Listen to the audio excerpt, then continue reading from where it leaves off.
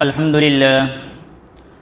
لله نحمده ونستعينه ونستغفره ونؤمن به ونتوكل عليه ونعوذ بالله من شرور أنفسنا ومن سيئات أعمالنا من يهده الله فلا مضل له ومن يضلله فلا هادي له ونشهد أن لا إله إلا الله وحده لا شريك له ونشهد أن سيدنا ومولانا محمدا عبده ورسوله أما بعد أعوذ بالله من الشيطان الرجيم بسم الله الرحمن الرحيم ثم لتسألن يومئذ عن النعيم وقال الله تبارك وتعالى في مقام آخر ثم رددناه أسفل سافلين إلا الذين آمنوا وعملوا الصالحات فلهم أجر غير ممنون فما يكذبك بعد بالدين أليس الله بأحكم الحاكمين وقال النبي صلى الله عليه وسلم لا تزول قدم ابن آدم يوم القيامة حتى يسأل عن خمس عن عمره فيما أفناه وعن شبابه فيما أبلاه وعن ماله من أين اكتسبه وفيما أنفقه وماذا عمل فيما علمه صدق الله العلي العظيم وصدق رسوله النبي الكريم رب اشرح لي صدري ويسر لي أمري واحلل عقدة من لساني يفقهوا قولي۔ اللہ تبارک تعالیٰ کا بہت بڑا احسان اور کرم ہوا کہ اللہ تبارک تعالیٰ نے ہمیں پھر ایک بار جمعہ مبارک نصیب فرمایا۔ ایک ہفتے پہلے ایک حدیث بیان کی تھی کہ اللہ تبارک تعالیٰ قیامت کے دن جب کہ ہر ایک نفسہ نفسی کے عالم میں ہوگا، اللہ تبارک تعالیٰ 7 لوگوں کو 7 قسم کے لوگوں کو اپنے عرش کا سایہ نصیب فرمائیں گے۔ ان کا تذکرہ چل رہا تھا اور اس کا مقصد یہ ہے تاکہ ہم بھی ان 7 لوگوں میں شریک ہونے کی کوشش کریں، اس لیے کہ قیامت کے دن جن لوگوں کو عرش کا سایہ نصیب ہوگا وہ جماعت کامیاب ہوگی، ان کو دائمی جنت بھی اللہ تبارک تعالیٰ نصیب فرمائیں گے۔ ان میں سے ایک طبقہ اور ایک افراد کا ذکر ہمارے سامنے آ گیا تھا کہ پہلے نمبر پر وہ جماعت ہے جو امام عادل یعنی انصاف کرنے والا بادشاہ۔ اس کی تفسیر میں نے بتایا تھا کہ اس میں ہر وہ فرد شامل ہے جس کی ماتحتی میں کچھ لوگ رہتے ہو، چاہے کہ وہ گھر کا سربراہی کیوں نہ ہو، کہ اس کی ماتحتی میں اس کی اولاد ہے، اس کی بیوی بچے ہیں، تو وہ بھی گھر کا ایک حاکم ہے، اور وہ بھی اگر انصاف کے ساتھ اپنے گھر کو چلا رہا ہے، اپنی دکان کو، اپنی کمپنی کو چلا رہا ہے، تو اللہ تبارک تعالیٰ بھی انشاءاللہ اس کو بھی قیامت کے دن عرش کا سایہ نصیب فرمائیں گے۔ دوسرے نمبر کی جو جماعت ہے جس کو اللہ تبارک تعالیٰ عرش کا سایہ نصیب فرمائیں گے وہ جماعت ہے جس کو حدیث میں بیان کیا وَشَابٌ نَشَأَ فِي عِبَادَةِ رَبِّهِ، وہ نوجوان جس نے اپنے رب کو منانے میں، اپنی رب کی عبادت میں اس نے اپنی جوانی کو صرف کی ہو۔ یہ دوسرے نمبر کا جو طبقہ ہے اللہ تبارک تعالیٰ اس کو بھی عرش کے سائے میں اپنا قیامت کے دن کوئی سایہ نہیں ہوگا، اس وقت اس جماعت کو بھی اللہ تبارک تعالیٰ عرش کا سایہ نصیب فرمائیں گے۔ آج انشاءاللہ اسی پر بات ہوگی کہ وہ نوجوان جو اللہ تبارک تعالیٰ کو راضی کر کے اللہ تبارک تعالیٰ کی چاہت کے مطابق زندگی گزار کر وہ اگر جب اللہ کے پاس جاتا ہے تو اللہ تبارک تعالیٰ کیسا اس کا اعزاز اور اکرام فرماتے ہیں، اس کا تذکرہ انشاءاللہ آج ہمارے سامنے آئے گا۔ دیکھو اللہ تبارک تعالیٰ نے زندگی کے مختلف مراحل بنائے ہیں۔ آدمی کی زندگی کے 3 مراحل ہیں۔ ایک تو آدمی کی زندگی کا لڑکپن کا زمانہ ہے جو بچپن سے شروع ہوتا ہے اور 15 سال تک رہتا ہے۔ دوسرا اس کا جو مرحلہ ہے وہ 15 سال کے بعد یعنی بالغ ہونے کے بعد سے شروع ہوتا ہے اور تقریباً 40 سال کی عمر تک جاتا ہے، وہ جوانی کا زمانہ ہے۔ اور اس کے بعد کا جو دور ہے وہ بڑھاپے کا زمانہ ہے یعنی جوانی کے ڈھلنے کا زمانہ ہے۔ یہ 3 دور ہے، ان میں سے آدمی کی زندگی کا اصل جو دور ہے جس میں اس کو اس زندگی کے مقصد پر چلنا ہے وہ بیچ والا دور ہے، یعنی جوانی کا جو زمانہ ہے 15 سے لے کر کے 40 سال تک کا جو زمانہ ہے اس کو صحیح معنوں میں اللہ کی عبادت میں گزارنا ہے۔ اس میں اس حدیث میں بھی اشارہ فرمایا کہ اللہ تبارک تعالیٰ کو جوانی کی دور میں کی ہوئی عبادت اللہ کو بہت پسند ہے، اور اللہ تبارک تعالیٰ نے نبی اکرم صلی اللہ علیہ وسلم کے زبان مبارک سے یہ حدیث بھی ہمارے سامنے پیش کروا دی کہ لا تزول قدم ابن آدم، کہ ابن آدم جو ہے قیامت کے دن اپنے قدم کو ذرا بھی آگے نہیں ہٹا سکے گا یہاں تک کہ 5 چیزوں کے سوال کا جواب نہ دے دے۔ جب تک کہ وہ جواب نہیں دے گا وہ ایک قدم بھی آگے نہیں بڑھ سکتا ہے۔ اس میں سے پہلے نمبر کی چیز جو بیان کی وَعَنْ عُمْرِهِ فِيمَا أَفْنَىٰ، کہ اس نے اپنی عمر کو، اپنی زندگی کو کہاں خرچ کی، کہاں پناہ کی، اس کے بارے میں پوچھا جائے گا۔ اللہ تبارک تعالیٰ نے 60-70 سال کی جو زندگی دی ہے اس کے بارے میں اللہ تبارک تعالیٰ قیامت کے دن پوچھے گا۔ جو زندگی گزر گئی ہیں وہ کبھی بھی ہاتھ میں واپس آنے والی نہیں ہے۔ ہمارے پاس چند ہی لمحے باقی ہیں، چند ہی گھنٹے باقی ہیں اور چند ہی دن باقی ہیں جس میں ہم اللہ کو راضی کر کے ہم جو ہے اللہ کو منہ دکھانے کے قابل بن سکتے ہیں، اور کسی کو معلوم نہیں ہے کہ کس کے پاس کتنے لمحات ہیں۔ تو اللہ تبارک تعالیٰ قیامت کے دن پہلا سوال جو کرے گا زندگی کے بارے میں پوچھے گا کہ تم نے اس زندگی کو کہاں صرف کی۔ اب دیکھو اس زندگی کے بارے میں جب سوال ہوگا تو اس میں جوانی بھی تو آ ہی گئی ہے، کیونکہ زندگی میں جوانی بھی ہے، بڑھاپا بھی ہے، یہ سب اس کے اندر داخلی ہیں، لیکن اس کے باوجود بھی نبی اکرم صلی اللہ علیہ وسلم نے دوسرا جو جملہ بیان کیا اور دوسرا سوال جو بیان کیا وہ بیان کیا وعن شبابہ فیما ابلا، اور پوچھا جائے گا کہ تم نے جوانی کو کہاں خرچ کی۔ حالانکہ عمر میں جوانی بھی تھی، لیکن چونکہ جوانی کا زمانہ ہی اصل زمانہ ہے عبادت کا، اس لیے اللہ تبارک تعالیٰ جوانی کے بارے میں خوب پوچھیں گے، اس لیے کہ جوانی کے دور میں جو جوانی کا دور ہے اس میں عبادت کرنے کی بھی بھرپور طاقت ہوتی ہے اور گناہوں کو کرنے کی بھی بھرپور طاقت ہوتی ہے۔ اب دیکھا جاتا ہے اصل امتحان تو جوانی میں ہی ہوتا ہے کہ اس قوت کو، اس طاقت کو جس کے ذریعے سے وہ اچھے سے اچھی عبادت کر سکتا ہے، اللہ کو راضی کرنے کی بھرپور کوشش کر سکتا ہے، وہ کہاں لگا رہا ہے۔ اس لیے اللہ تبارک تعالیٰ نے اس نبی اکرم صلی اللہ علیہ وسلم کے ذریعے سے یہ بات بھی ہمارے تک پہنچا دی کہ جوانی کے بارے میں خاص طور پر پوچھا جائے گا۔ اسی طریقے سے نبی اکرم صلی اللہ علیہ وسلم کی وہ حدیث بھی ہمارے سامنے ہونی چاہیے کہ نبی اکرم صلی اللہ علیہ وسلم نے بتایا 5 چیزوں کو غنیمت جانو 5 چیزوں سے پہلے پہلے۔ یہ حدیث ہم بار بار سنتے ہیں لیکن غور کریں، یہ حدیثوں کو لکھے، کاغذ پر رکھ کر اس کو دیکھے اور بار بار پڑھیں۔ ہم سنتے ہیں لیکن ایک کان سے سنا دوسرے کان سے نکال دیا، ایسا نہیں ہے۔ نبی اکرم صلی اللہ علیہ وسلم نے یہ بات کہہ دی تو ایسی ہی ہوگی اب کہ 5 چیزوں کو 5 چیزوں سے پہلے غنیمت سمجھو۔ اس میں پہلی چیز جو نبی اکرم صلی اللہ علیہ وسلم نے بیان کی شبابک قبل حرمک، کہ تم تمہاری جوانی کو غنیمت جانو، یعنی اس سے غنیمت کا مطلب ہوتا ہے فائدہ حاصل کر لو۔ جوانی میں اللہ تبارک تعالیٰ نے جو طاقت دی ہے اس کو غنیمت سمجھو، اس کے ذریعے سے جو عبادت، جو معاملہ صحیح کر سکتے ہو، جو رفائی کام کر سکتے ہو، جس جوانی کے ذریعے سے لوگوں کو جتنی خدمت کر سکتے ہو کر لو، حرمک بڑھاپے سے پہلے پہلے۔ آگے دوسرا جملہ بیان کیا وصحتک قبل سقمک، اور صحت کے زمانے کو اللہ تعالیٰ نے تندرستی دی، یہ آنکھیں بھی صحیح دیکھ رہی ہے، یہ پاؤں صحیح چل رہے ہیں، یہ ہاتھ صحیح پکڑ رہے ہیں، اس زمانے میں جو خدمت کرنی ہے، جو عبادت کرنی ہے کر لو، بوڑھا بیماری سے پہلے پہلے۔ اسی طریقے سے تیسرے نمبر پر نبی اکرم صلی اللہ علیہ وسلم نے بیان کیا وغناک قبل فقرک، اور تم مالداری کو غنیمت سمجھو فقیری سے پہلے پہلے۔ جو اللہ نے دیا ہو، جتنا اللہ کے راستے میں دے سکتے ہو دے دو۔ اللہ کے راستے میں دینے والا کبھی غریب نہیں ہوتا ہے، اللہ کے راہوں میں خرچ کرنے والا کبھی فقیر نہیں ہوتا ہے۔ اوپر کا ہاتھ اللہ کے نزدیک بہت محبوب ہاتھ ہے، اس لیے اللہ نے جو دیا ہے کہ آج نہیں کل نہیں کل نہیں، ایسے کرتے کرتے ایک وقت آ جائے گا آدمی قبر کے حوالے ہو جائے گا اور وہ مال کے ذریعے سے اولاد عیش اور عشرت میں مبتلا ہو جائے گی۔ اس لیے جو اللہ تبارک تعالیٰ نے مال دیا ہے اس کو بھی اللہ کی راہوں میں خرچ کرو۔ پھر اللہ کے نبی پاک صلی اللہ علیہ وسلم نے چوتھی چیز بیان کی وفراغک قبل شغلک، اور تم تمہاری فراغت کو غنیمت جانو مشغولی سے پہلے پہلے۔ اور 5ویں نمبر کی چیز اللہ کے نبی پاک صلی اللہ علیہ وسلم نے بیان کی وہ حیاتک قبل موتک، اور تم تمہاری زندگی کو غنیمت سمجھو موت سے پہلے پہلے۔ تو اللہ کے نبی پاک صلی اللہ علیہ وسلم نے جو یہ حدیثیں ہمارے سامنے بیان کی ہے وہ آخرت کی فکر کے لیے بیان کی ہے تاکہ ہم اس کے ذریعے سے ہماری آخرت کو سنوار سکیں۔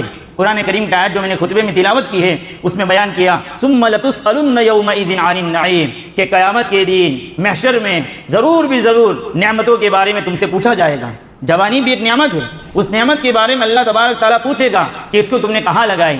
اسی طریقے سے قرآن کریم کی ایک اور آیت میں نے تلاوت کی خطبے میں جو سورہ 32 کی آیت ہے ثم رددناہ اسفل سافلین، کہ اللہ تبارک تعالیٰ نے انسان کو بڑے اچھے ڈھانچے میں پیدا کیا، احسن تقویم، بہت اچھے ڈھانچے میں پیدا کیا ہے، لیکن پھر ایک زمانہ آتا ہے کہ وہ اچھا ڈھانچہ جو ہے وہ اسفل سافلین نیچے چلا جاتا ہے، اس کی خوبصورتی ختم ہو جاتی ہے، اس کے ہاتھ پاؤں کام نہیں کرتے ہیں، وہ زمانہ بھی آتا ہے، اس وقت پھر وہ پچھتاتا ہے کہ کاش کہ میں جوانی میں کچھ عبادت کر لیتا، کاش کہ میں جوانی میں اللہ تبارک تعالیٰ کو راضی کر لیتا۔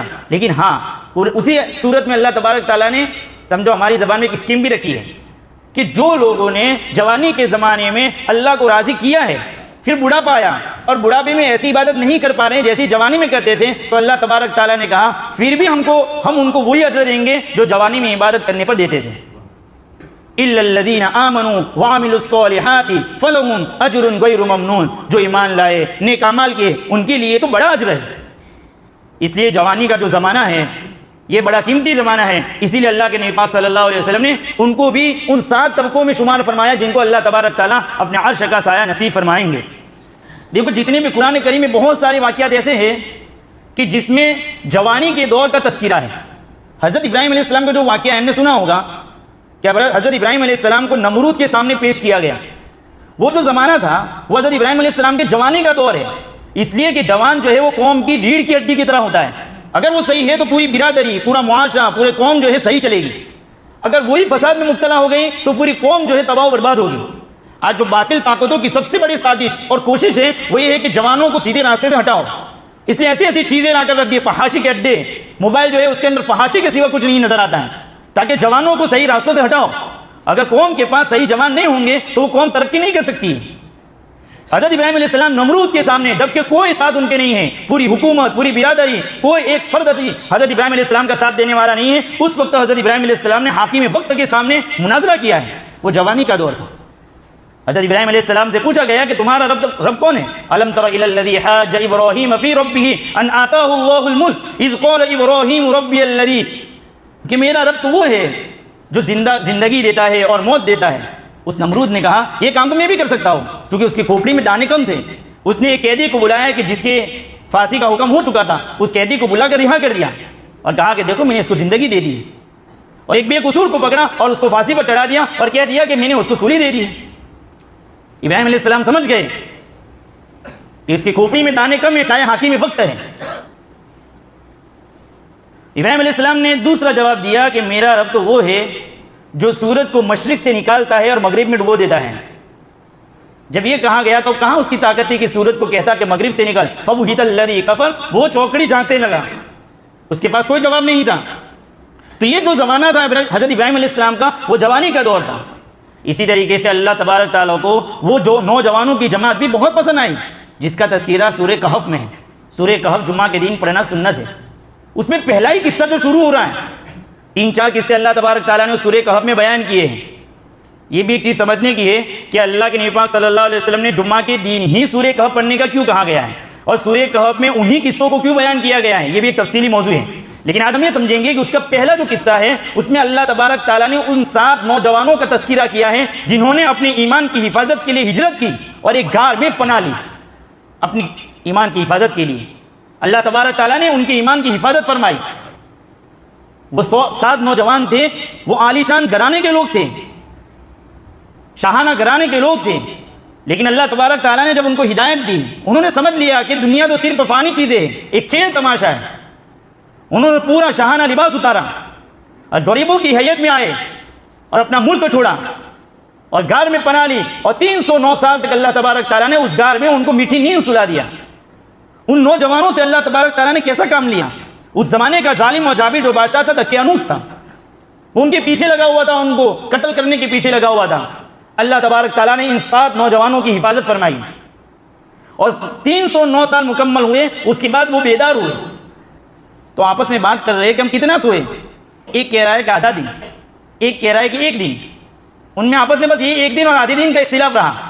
لیکن بیدار ہوئے تو بھوک لگی ہوئی تھی. ان میں سے ایک آدمی کو، تملی کا نام کا ایک آدمی تھا، اس کو بھیجا کہ جاؤ کھانا لے کر آؤ. ان کو تو یہی تھا کہ ابھی وہی ظالم اور جابر بادشاہ کی حکومت ہے، اس لیے کہا کہ سنبھل کر جائیے. وہ دکان پر پہنچا وہ آدمی اور 309 سال پہلے کا ایک سکہ جو تھا ان کے پاس تھا، وہ دیا جب دکاندار کو تو دکاندار نے سوچا کہ یہ کہاں سے لایا. لگتا ہے کہ اس آدمی کے پاس پرانے زمانے کا خزانہ ہاتھ میں آیا ہے، کیونکہ اس زمانے میں تو وہ سکے چلتے ہی نہیں تھے. دیکھو اللہ کیسا کام لے رہا ہے وہ میں بتاتا ہوں. جب آدمی دین پر چلنے کی کوشش کرتا ہے، پوری قوم کو ہدایت دیتا ہے اس کے ذریعے سے. ابھی 309 سال کا جو عرصہ گزرا تھا اس میں اللہ تبارک تعالیٰ نے اس ظالم اور جابر بادشاہ کو ختم کر دیا تھا. اور اس وقت کا جو بادشاہ تھا وہ توحید پرست تھا، اللہ کو ایک ماننے والا تھا. لیکن مسئلہ یہ تھا کہ وہ بادشاہ اپنی قوم کو یہ سمجھانا چاہ رہا تھا کہ قیامت قائم ہوگی اور اللہ تبارک تعالیٰ جسم کے ساتھ ان کو دوبارہ زندہ کرے گا. یہ بات ان کی قوم کو سمجھ میں نہیں آ رہی تھی. وہ بادشاہ مٹی کے ڈھیر پر سجدے میں رہ کر اللہ سے دعائیں کرتا تھا کہ اللہ کوئی ایسا سبب پیدا کر دے کہ میری قوم کے لیے وہ نشانی بن جاوے اور وہ قیامت کو ماننے والے بن جاوے. ایک طرف تو اس کی وہ دعا چل رہی تھی اور ایک طرف یہ دکان پر پہنچا اور اس دکاندار کو لگا کہ یہ تو کوئی چور لگ رہا ہے. حاکم وقت کے جو فوجی تھے ان کو بلایا گیا اور ان کے حوالے کیا اس کو کہ تو کہاں سے آیا ہے، کون ہے، کہاں سے سکے لایا. اس نے پوری حقیقت بتائی، اپنے دوسرے ساتھیوں کو بھی لے کر آیا، ان کے نام بتائے گئے. تو وہ ظالم اور جابر بادشاہ نے ان 7 لوگوں کے نام لکھ کر خزانے میں ایک تختی رکھ دی تھی کہ جب بھی یہ پکڑا جاوے تو ان کو قتل کیا جاوے. وہ تختی ملی جن پر ان 7 لوگوں کے نام تھے. بادشاہ نے پوری قوم کو جمع کیا اور اللہ کی حمد و ثنا بیان کی کہ میں تم کو کب سے سمجھا رہا ہوں کہ اللہ تبارک تعالیٰ قیامت کے دن دوبارہ زندہ کرنے پر قادر ہے. یہ 7 افراد اس بات کی دلیل ہے کہ 309 سال تک اللہ نے ان کو سلائے رکھا، جسم اور روح کے ساتھ اللہ نے تمہارے سامنے کھڑا کیا ہے۔ کیا وہ اللہ دوبارہ پیدا کرنے پر قادر نہیں ہے؟ پوری قوم نے قیامت کے عقیدے کو اپنے دل میں بٹھایا۔ تو وہاں پر جو نوجوانوں کا قصہ اللہ نے بیان کیا ہے وہ بھی اس زمانے کے نوجوانوں کو ترغیب دینے کے لیے کیا ہے۔ اسی طریقے سے صحابہ کرام کے زمانے میں آئیے کہ صحابہ کرام کے زمانے میں بھی جتنے بھی صحابہ کرام نے بڑی بڑی فتوحات حاصل کی ہیں، ان لوگوں کی عمر بھی جوانی کی عمر ہے۔ جو جوانی کو صحیح طریقے سے لگائے گا، دیکھو جوانی کہتے ہیں، جوانی یعنی نکلنے والی ہے، یہ نکل جائے گی یہ بھی ایک دن، لیکن یہ ہے کہ اللہ کو راضی کر کے نکالے آدمی۔ مدینہ میں سب سے پہلے معلم اور استاد جو اللہ کے نبی پاک صلی اللہ علیہ وسلم نے بھیجے، ان کا نام کیا ہے؟ حضرت مصعب بن عمیر رضی اللہ تعالیٰ عنہ۔ یہ مدینہ کے پہلے استاد ہیں۔ کون ہے حضرت مصعب بن عمیر رضی اللہ تعالیٰ عنہ؟ وہ مکہ کے سب سے امیر ترین شخصوں میں سے ہے۔ آج ہم سوچ نہیں سکتے، یمن سے ان کا جوڑا بن کر آتا تھا 200 درہم کا، آج کے زمانے کے اعتبار سے 55 یا 50 ہزار کا وہ جوڑا ہوا کرتا تھا۔ آج تو ایک بائک نہیں آ جاوے تو جوان جو ہے زمین پر نہیں چلتا ہے، وہ ہواؤں میں چلتا ہے۔ ایک موبائل تھوڑا اچھی کمپنی کا آ جاوے تو وہ دکھاتا پھرتا ہے، کیونکہ اس نے یہی سمجھا ہے کہ یہی اصل ہے۔ یہ سب کچھ ختم ہو جانے والا ہے۔ وہ مصعب بن عمیر جب خوشبو لگا کے گلیوں سے چلتے تھے تو لوگ سمجھ جاتے تھے کہ یہاں پر گزرنے والا مصعب بن عمیر ہے، اس لیے کہ ایسی خوشبو مکہ میں کسی کے پاس نہیں ہوا کرتی تھی۔ وہ جب کسی مجلس میں بیٹھ جاتے تھے، ان کی خوبصورتی کو دیکھنے کے لیے نوجوانوں کا ہجوم ہوتا تھا، لیکن جب انہوں نے لا الہ الا اللہ کا کلمہ سنا، ابتدائی دورے 7ویں یا 8ویں نمبر پر ایمان لانے والے ہیں وہ، تو چھپ چھپ کر وہ دینی اسلام کو سیکھنے کے لیے پہلے دار ارقم میں جایا کرتے تھے، جہاں پر نبی اکرم صلی اللہ علیہ وسلم اور ایمان والے جمع ہوا کرتے تھے۔ ایک شخص کے ذریعے سے معلوم ہوا ان کے گھرانوں کو کہ مصعب بن عمیر تو موحد ہو چکا ہے، وہ تو ایمان لا چکا ہے۔ ان کے چاچا نے دھمکی دی، ان کے والد کا تو انتقال ہو چکا تھا، ان کا جتنا بھی خزانہ تھا، ان کے پاس جتنی بھی پراپرٹی تھی وہ سب چھین لی گئی۔ ایک بھی لفظ حضرت مصعب بن عمیر رضی اللہ تعالیٰ عنہ کی زبان پر نہیں آیا کہ نہیں میں ایمان کو چھوڑتا ہوں، مجھے یہ سب چیزیں واپس دو۔ آج تو چھوٹی چھوٹی چیزوں میں ایمان کے سودے ہو جاتے ہیں، شریعت و سنت کو چھوٹی چھوٹی باتوں پر چھوڑ دیتے ہیں۔ کمپنی میں جاب نہیں ملے گی، یہ نہیں ہوگا، وہاں یہ خطرے ہیں، چھوٹی چھوٹی باتوں پر ایمان کے سودے ہو جاتے ہیں۔ گھر سے نکال دیا، گھر سے جب جا رہے تھے ان کے چاچا نے دیکھا کہ اس پر تو کوئی اثر نہیں ہو رہا ہے، تو شاہ نے جو لباس پہنا ہوا تھا کہا کہ اس کو بھی اتار، یہ بھی تیرے باپ کی جائیداد ہے، تیری نہیں ہے۔ انہوں نے وہ بھی اتار کے دیا۔ برہنہ تھے، ان کی ماں سے درخواست کی کہ 2 ٹاٹ دے دے ماں، تاکہ میں اپنا سطر چھپا سکوں۔ وہ ٹاٹ مان کر نبی اکرم صلی اللہ علیہ وسلم کی خدمت میں پہنچے ہیں۔ ایک موقع وہ تھا کہ مصعب بن عمیر رضی اللہ تعالیٰ عنہ مسجد کے سامنے سے گزر رہے تھے، نبی اکرم صلی اللہ علیہ وسلم صحابہ کرام کے ساتھ بیٹھے ہوئے تھے۔ اللہ کے نبی پاک صلی اللہ علیہ وسلم نے کہا کہ وہ شخص ہے کہ ایک دن ایسا تھا کہ 200 درہم کا یہ بندہ جوڑا پہنا کرتا تھا، آج اس کے بدن پر سوائے ایک کپڑے کو کوئی کپڑا نہیں ہے۔ یہ سب کچھ کیوں چھوڑا اس نے؟ اس بنیاد پر انہوں نے چھوڑا کہ اللہ راضی ہو جاوے۔ اصل زندگی کا مقصد تو یہ تھا۔ مدینہ کے جتنے بھی افراد نبی اکرم صلی اللہ علیہ وسلم کی جانے سے پہلے ایمان لائے ہیں، اوس اور خزرج کے جتنے بھی قبیلے ہیں، ان سب کو ایمان میں داخل کرنے والے مصعب بن عمیر رضی اللہ تعالیٰ عنہ ہیں۔ مدینہ کے انصار کو جتنی بھی جنت ملنے والی ہے، ان تمام جنتوں کا ثواب سب سے زیادہ مصعب بن عمیر کو ملے گا۔ کام تو یہ تھا کہ لوگوں کو دین کے راستوں پر لاوے، لوگوں کو صحیح راستوں پر ڈالے۔ وہ مصعب بن عمیر رضی اللہ تعالیٰ عنہ جب جنگ احد کا موقع تھا، نبی اکرم صلی اللہ علیہ وسلم نے جنگ احد کا جو جھنڈا تھا ان کے حوالے کیا، اور وہ جھنڈے کی حفاظت میں مصعب بن عمیر رضی اللہ تعالیٰ عنہ جنگ میں زبردست لڑائی کر رہے ہیں، اسی درمیان میں ان کا ایک ہاتھ کٹ گیا، دوسرے ہاتھ میں جھنڈا لیا گیا، دوسرا بھی کاٹ دیا گیا۔ انہوں نے سینے سے لگایا جھنڈے کو، ایک نیزہ آیا کہ جس کے نتیجے میں ان کی موت ہو گئی۔ حضرت علی رضی اللہ تعالیٰ عنہ نے ان کے ہاتھ سے نیزہ لیا، ان کے ہاتھ سے جھنڈا لیا۔ نبی اکرم صلی اللہ علیہ وسلم نے ان کی ناش کو دیکھا تو نبی اکرم صلی اللہ علیہ وسلم کی آنکھوں سے آنسو جاری ہو گئے، کیونکہ ان کے بال بکھرے ہوئے پڑے تھے۔ نبی اکرم صلی اللہ علیہ وسلم نے کہا کہ وہ خوبصورت اور نوجوان مرد ہے جس کے بالوں پر لوگ عاشق تھے، اور اس نے اللہ کے لیے قربانی دے دی۔ جب ان کے کفن اور تدفین کا موقع آیا تو کفن کے لیے اتنا کپڑا بھی ان کے پاس موجود نہیں تھا کہ پورا ان کا بدن ڈھانپ دیا جاوے۔ اگر سر پر کفن ڈالا جاتا تھا تو پیر کھلے رہتے ہیں، پیر پر ڈالا جاتا ہے تو سر کھل جاتا تھا۔ نبی اکرم صلی اللہ علیہ وسلم نے فرمایا سر کو ڈھانپ دو اور پیروں پر اسکھیر کی گھاس ڈال دو۔ یہ وہ مصعب بن عمیر تھے کہ جنہوں نے سب کچھ لوٹا دیا اللہ کے راہوں میں۔ آج جوانوں کی جوانی کہاں جا رہی ہے؟ موبائلوں کے پیچھے، فیشن پرستی کے پیچھے۔ جو باطل کوشش کر رہا ہے ہمارا پورا طبقہ اسی میں پھنس رہا ہے۔ اس لیے سب سے اہم ضرورت ہے کہ ہم جو ہے دین کو سیکھیں، اپنے وقت کو ضائع نہ کریں، دنیا بھی سیکھیں۔ آج نہ دین کے ہیں نہ دنیا کے ہیں، راتوں کو دیر سے جاگنا، صبح کو دیر سے اٹھنا، زندگی کیا ہے کچھ معلوم ہی نہیں ہے۔ اس کے پیچھے یہ جو ایمان والوں کے گھروں میں جو کلمے ہیں اس کے پیچھے قربانیاں لگی ہوئی ہیں۔ وہ امام زین العابدین کو کون نہیں جانتا ہے؟ وہ بھی ایک جوان تھے۔ جب امام زین العابدین راتوں کو گریہ ازاری کرتے تھے تو تڑپتے تھے۔ ان کے غلام نے پوچھا کہ اتنا کیوں روتے ہو، جبکہ آپ کے پیچھے تو حشم و خدم ہے، آپ کے پیچھے تو اتنا مال لگا ہوا ہے، پوری حکومت لگی ہوئی ہے، آپ کیوں اتنا روتے ہو؟ انہوں نے کہا کہ حضرت یعقوب علیہ السلام کا ایک بیٹا یوسف علیہ السلام صرف گم ہو گئے تھے، ان کے غم میں یعقوب علیہ السلام کی آنکھوں کی بینائی چلی گئی تھی روتے روتے، وَبْيَضَّتْ عَيْنَاهُ مِنَ الْحُزْنِ فَهُوَ كَظِيمٌ، ان کی آنکھیں سفید ہو گئی تھی۔ میں نے تو میرے آنکھوں کے سامنے میرے باپ کو شہید ہوتے ہوئے دیکھا ہے، 70 یا 72 لوگوں کو میرے سامنے میں نے شہید ہوتے ہوئے دیکھا ہے، جبکہ وہ ایک نونہال معصوم بچے تھے، تو کیا مجھے ان کی یادوں میں آنسو نہیں آئیں گے؟ وہ بھی امام زین العابدین کا جب انتقال ہوتا ہے، ان کو جب غسل دیا جاتا ہے تو ان کی پیٹھ پر نشان لگے ہوئے ہیں، پیٹھ پر نشان مشکیزیں اٹھانے کے اور اناج اٹھانے کے۔ گھر والوں کو بھی معلوم نہیں ہے کہ نشان کس کے ہیں۔ بعد میں معلوم ہوا کہ جو طبقے میں معاشرے میں تو کمزور لوگ تھے، رات کے وقت میں مشکیزوں میں پانی بھر بھر کے ان لوگوں کے گھروں پر پہنچانا، کمزور لوگوں کے گھروں میں اناج بھر بھر کر پہنچانا، یہ امام زین العابدین کا کام تھا۔ آج ہم کیا کر رہے ہیں؟ نوجوانوں کو جہاں لگنا تھا وہی نہیں لگ رہا ہے، اس لیے اس کے لیے تدبیر کریں۔ اخیر میں وقت تو ہو چکا ہے، لیکن کچھ باتیں پیش کر دو کہ ہم کیسے زندگی گزاریں۔ اس میں دونوں طبقوں کی محنت کی ضرورت ہے، ایک تو نوجوانوں کی اور جو بڑی عمر کے لوگ ہیں ان کی بھی۔ نوجوان پہلے اپنا نظام الاوقات بناوے، 24 گھنٹے کس طریقے سے گزارنے ہیں ویسے گزارے، 5 وقت کی نماز کہاں پڑھیں گے، قرآن کی تلاوت کب کریں گے، اس کا نظام الاوقات بناوے۔ خاص طور پر نمازوں کی پابندی، آج مسجدوں میں دیکھا جا رہا ہے کہ جوان تو مسجدوں میں ہے ہی نہیں، اس لیے نمازوں کی پابندی کرنی ہے۔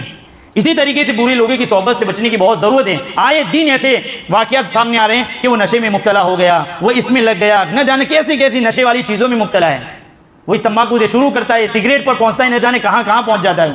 اس لیے برے لوگوں کی صحبت سے بچنا بہت ضروری ہے۔ اسی طریقے سے نوجوانوں کو آگے بڑھانے کے لیے ہمارے معاشرے کے بڑے لوگوں کو بھی کچھ کام کرنے کی ضرورت ہے کہ ہمارے معاشرے میں جو نوجوان اچھا کام کر رہے ہیں ان کی ہمت افزائی کے لیے کچھ جلوس، کچھ پروگرام رکھے جاوے۔ ہمارے وہاں پر کچھ برادری ایسی ہے کہ جیسے کہ کوئی اسکول میں اچھے نمبر سے کامیاب ہوتے ہیں، سال بھر میں ان نوجوانوں کو جمع کیا جاتا ہے، پوری برادری جمع ہوتی ہے اور ان کو انعامات سے نوازتی ہے تاکہ دوسرے نوجوانوں کی بھی ہمت ملے۔ اسی طریقے سے کوئی ایک عالم بن کر آتا ہے، کوئی مفتی بن کر آتا ہے تو اس کو بھی تمام برادری کے سامنے کھڑا کیا جاتا ہے، انعامات سے نوازا جاتا ہے تاکہ دوسرے نوجوانوں کو ہمت ملے۔ یہ کام کرنے کے ہے اللہ تبارک تعالیٰ جو ہے یہ ہمارا سرمایہ ہے، نوجوان جو ہے یہ قوم کا سرمایہ ہوا کرتا ہے، اس لیے یہ ایک وقت چلا جائے گا، ابھی تھوڑا سا وقت اللہ نے دیا ہے، وہ وقت ابھی چلا جائے گا، پھر حسرت کے سوا ہمارے پاس کچھ نہیں رہے گا۔ اللہ تبارک تعالیٰ کئی باتوں پر عمل کرنے کی توفیق عطا فرمائے۔ آمین۔ وآخر دعوانا ان الحمد للہ رب العالمین۔